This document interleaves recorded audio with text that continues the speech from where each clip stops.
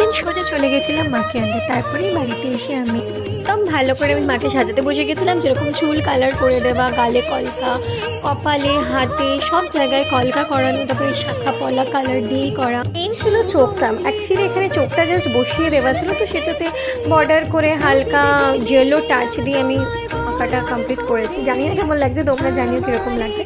তারপরেই আমি মাকে ঘি, মধু, দুধ, দই আর গঙ্গা জল দিয়ে স্নান করিয়ে ভালো করে গা মুছিয়ে নতুন বস্ত্র পরিয়ে আমি সিংহাসনে বসিয়ে দিয়েছিলাম। একটা ছোট্ট ঘটনা তোমাদের সাথে শেয়ার করি। যখন আমরা এটা আনতে যাই তখন কিন্তু সবার ফার্স্ট আমাদেরকে এই মূর্তিটাই দেখানো হয়, তো আমরা দেখলাম সাইজ ওয়াইজও অ্যাপ্রোপ্রিয়েট আছে।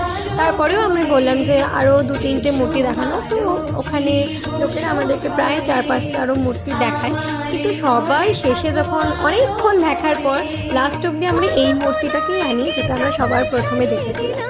তো এটাই হয়তো আশা